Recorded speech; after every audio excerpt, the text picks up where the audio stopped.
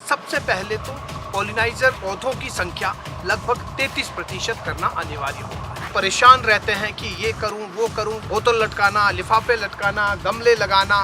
उसमें आप ग्राफ्टिंग कर सकते हैं, आप चिप बडिंग कर सकते हैं। अगर आपके बगीचे में 200 पौधे हैं तो आप वहां पर 100 पौधे नए लगा सकते हैं। जब 33% अगर आपने किया तो आपको मधुमक्खी लगाने की भी जरूरत नहीं पड़ेगी। यहाँ पर हमने मधुमक्खी इंस्टॉल नहीं की, हम खुद परेशान है कि यहाँ जो है बम्पर क्रॉप होता है। नमस्कार, आज हम जानेंगे कि अच्छी सेटिंग के लिए क्या क्या प्रैक्टिसेस बगीचे के अंदर करना बहुत ज़रूरी होती है। देखिए, अगर हम चाहते हैं कि अच्छी फसल लगे, अच्छी क्रॉप लगे, अच्छी सेटिंग हो, तो इसके लिए आपको बगीचे के अंदर सबसे पहले तो पॉलिनाइजर पौधों की संख्या लगभग 33% करना अनिवार्य होता है। जहां हम देखते हैं बहुत सारे बागवान भाइयों के बगीचों के अंदर पॉलिनाइजर की कमी होती है, जिसकी वजह से अच्छी फ्रूट सेटिंग नहीं हो पाती है। हालांकि जब फ्लावरिंग का मौसम होता है, जब फ्लावरिंग हो रही होती है, तब बागवान भाई खूब इधर उधर घूमते फिरते या बड़े परेशान रहते हैं कि ये करूं वो करूं, बोतल लटकाना, लिफाफे लटकाना, इधर उधर से पॉलिनाइजर फ्लावर्स या ब्रांचेस जो है उठा करके अपने बगीचे में इंस्टॉल करना, ऐसी बहुत सारी चीजें करते हैं। लेकिन इससे भी उतना अच्छा रिजल्ट नहीं आ पाता। अब अगर पॉलिनाइजर पौधों की संख्या बगीचे के अंदर 33% होनी चाहिए। माना आपके बगीचे के अंदर बड़े बड़े पौधे हैं और वो सारे डिलीशियस के प्लांट हैं, ऐसा हो सकता है। लेकिन उसमें आप ग्राफ्टिंग कर सकते हैं, आप चिप बडिंग कर सकते हैं, आप उसमें नए पौधे पॉलिनाइजर वैरायटीज के इंट्रोड्यूस कर सकते हैं। और बीच में जो स्पेस बचता है दो पौधों के बीच का, अगर वो है तो वहां पर आप पौधा लगा करके उस पौधे को छोटा रखें। उससे आप 1-1.5 हाफ बक्सा ही लें, लेकिन पॉलिनाइजर का काम वो करेगा। एक बहुत अच्छा, बहुत बड़ा गमले का वो काम करेगा। तो ऐसे में अगर आप अपने पुराने बगीचों के अंदर दो पौधों के बीच का जो स्पेस है, जो जगह है, वहां पर अगर एक नया पौधा लगाते हैं तो आपकी वो वाली समस्या जो पॉलिनाइजर प्रतिशतता की कम है, वो भी आपकी पूरी होती है। और इसके साथ साथ आपके पास जो पुरानी वैरायटीज है, आपको जो है एक नई वैरायटी भी मिलेगी। आप नई वैरायटी भी आपके प्रोड्यूस में शामिल होगी, नई वैरायटी की भी कुछ पेटियां आपके पास से निकलेगी। तो आपका इतना बड़ा काम हो जाएगा। अगर आपको ऐसा लगता है इसमें कि दो पौधों के बीच में डिस्टेंस है नहीं, तो डिस्टेंस क्रिएट कीजिए, उसके बीच में जगह बनाइए। दो पौधों को थोड़ा सा रिड्यूस कीजिए, उनको थोड़ा सा पीछे ले जाइए कटिंग करके, और बीच में एक जगह बनाइए और वहां पर एक नया पौधा लगाएं। इस तरह से आप अपने बगीचे के अंदर, अगर आपके बगीचे में 200 पौधे हैं तो आप वहां पर 100 पौधे नए लगा सकते हैं। इससे ये हो गया कि पॉलिनाइजर की व्यवस्था करना, वो जो फ्लावरिंग के टाइम पे गमले, थैली, शराब की बोतलें लटकाना, वो वाला आपका काम जो है वो छूट जाएगा और हर साल आपकी फसल भी आएगी। अगर आप ये कर पाते हैं तो यकीन मानिए, अगर आपने पॉलिनाइजर जो है अपने बगीचे के अंदर 33% अगर आपने किया तो आपको मधुमक्खी लगाने की भी जरूरत नहीं पड़ेगी।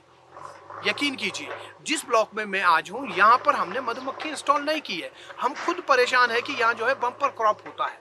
आप देखेंगे यहाँ जो है इस पौधे के ऊपर कम से कम 15 मधुमक्खियां हैं और हमने मधुमक्खी रखी ही नहीं है। इसमें मधुमक्खियां होने का कारण ये है कि पौधे की ट्रेनिंग और प्रूनिंग सही से की गई है, सही न्यूट्रिएंट्स प्लांट को दिए गए हैं और पौधे के ऊपर उस वजह से फ्लावर थोक में है, बीमे थोक में है।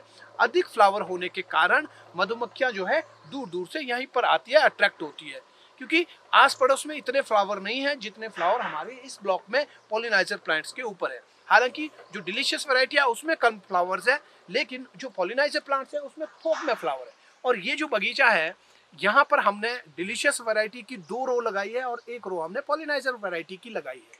तो हर 2 लाइन के बाद 1 लाइन पॉलिनाइजर की है, पूरी रो पॉलिनाइजर की है। तो इस वजह से ये जो रो है, ये जो लाइन पौधों की है, ये लाइन जो है दूर दूर से मधुमक्खियों को आकर्षित कर पाने में सक्षम होती है, सफल होती है। मैं अक्सर देखता हूँ, हमसे लोग प्लांट ले जाते हैं, मेरी खुद लोगों से बात होती है। लोग जब आते हैं तो पौधे, अगर वो 100 पौधे ले जा रहे हैं, उनको जब बताया जाता है कि 100 के साथ 33 पौधे पॉलिनाइजर के आप लेकर के जाएं, तो लोगों का क्या कहना होता है, नहीं पॉलिनाइजर तो है जी बगीचे में।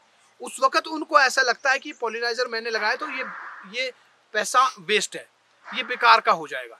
पॉलिनाइजर आपको हर बार लगाना है। जितने नए पौधे आप डालेंगे बगीचे के अंदर, उनके साथ नए पॉलिनाइजर प्लांट डालने पड़ेंगे। आपके बगीचे में मान लीजिए 100 पौधे थे और उसके साथ ठीक है 33 पौधे थे, तो 33% जो है पॉलिनाइजर वहां पर हुआ, तो वहां वो ठीक है। लेकिन आप अगर और वहां पर 100 पौधे लगा रहे हैं तो उन 100 के लिए और आपको जो है उसमें से 33% आपको पॉलिनाइजर और 67% आपको जो है डिलीशियस या और वैरायटी आपको लगानी पड़ेगी, तो आपके बगीचे का वो रेशियो जो है मेंटेन हो पाएगा। ये अकल का है, ये दिमाग का है, ये सोचने का जो तरीका है वो सोचने का तरीका सही नहीं है। और मुझे ये लगता है कि जो बेसिक चीजें हैं उन चीजों में कहीं ना कहीं बागवान भाई पिछड़ रहे हैं, उन चीजों में कहीं ना कहीं बागवान भाई सही से सोच नहीं रहे हैं, या फिर जानकारी का अभाव है, मुझे नहीं मालूम। लेकिन ये सच्चाई है कि आज भी बगीचों के अंदर पॉलिनाइजर की कमी है, जिसकी वजह से फ्रूट सेटिंग उतनी नहीं हो पाती है जितनी होनी चाहिए। और ऐसा जो है मैक्सिमम ऑर्चर्ड में ऐसा ही होता है। तो आपको बगीचे के अंदर पॉलिनाइजर प्लांट लगाना है, नहीं तो इस बार ही आप ये नोट करके रखें। और आप जो है आने वाला जो समय प्लांटिंग सीजन होगा उस वक्त आपको अपने बगीचों के अंदर पॉलिनाइजर प्लांट जो है वो थोक में लगाने हैं।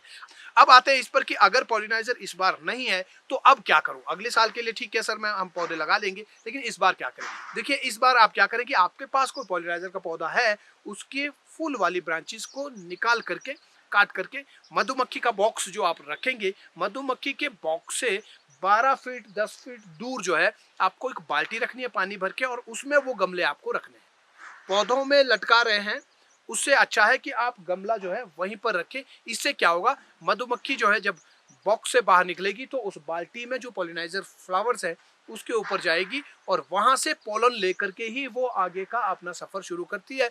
जहां भी जाएगी वहां पर फ्रूट सेटिंग करके ही आएगी। इससे क्या होगा, आपकी एक तो वो लेबर बचेगी हर पौधे में जाना और वहां पर गमले लटकाना, दूसरा वो जो शराब की बोतलें लटकानी है वो नहीं रहेगी, अच्छा नहीं लगता है बगीचे के अंदर।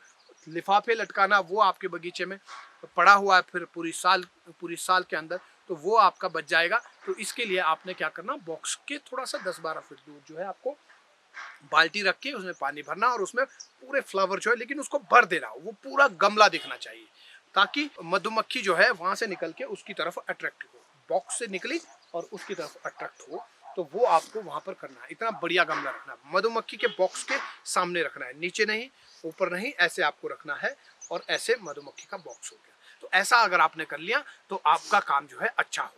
और आप चिप बडिंग जब होती है जुलाई अगस्त में, उस वक्त आप चिप बडिंग कर सकते हैं पॉलिनाइजर प्लांट की। आप चिप बडिंग करें डिलीशियस प्लांट के ऊपर 2 या 3 ब्रांचेस में, कम से कम अगर चारों दिशाओं में आप कर पाओ तो और अच्छा रहेगा। इससे जो है आपके पौधे के अंदर ही गमला बनेगा, पॉलिनाइजर वहीं होगा, तो वो जो है जब मौसम खराब होता है खास करके उस वक्त आपकी बहुत अच्छी मदद वो करता है फ्रूट सेटिंग के लिए। तो ऐसा अगर कर पाने में आप सक्षम हुए तो आपको जो है अच्छी फसल भी मिलेगी और क्वालिटी फसल भी मिलेगी, क्योंकि क्वालिटी फसल के लिए अच्छा पॉलिनेशन होना बहुत जरूरी है, पक्का पॉलिनेशन होना बहुत जरूरी है। तो पक्का पॉलिनेशन तब होगा जब आपके बगीचे के अंदर 33% पॉलिनाइजर वैरायटीज होंगी। तो नया बगीचा आप जब भी प्लान करें 33% पॉलिनाइजर जरूर लगाएं। अगर पुराना ऑर्चर्ड आपका है तो उसके अंदर भी सुनिश्चित करें कि आप आने वाले प्लांटिंग सीजन में पॉलिनाइजर वैरायटी के प्लांट्स अपने पुराने बगीचे में भी 2 पौधों के बीच में आप जरूर लगाएं, ताकि आपके उस बगीचे में भी 33% पॉलिनाइजर की व्यवस्था हो जाए। आपके अगर 1000 पेटियां होती है तो 330 पेटियां आपकी पॉलिनाइजर की होनी ही चाहिए। ऐसा अगर आप कर पाने में सक्षम हुए तो आप ये समझे कि आप वैज्ञानिकता के साथ आप बागवानी कर रहे हैं। तो आज इस वीडियो में फिलहाल इतना ही, आपसे मुलाकात होगी अगली वीडियो में। बागवानी पढ़ो फिर आगे बढ़ो, तब तक के लिए नमस्कार, जय हिंद, जय भारत।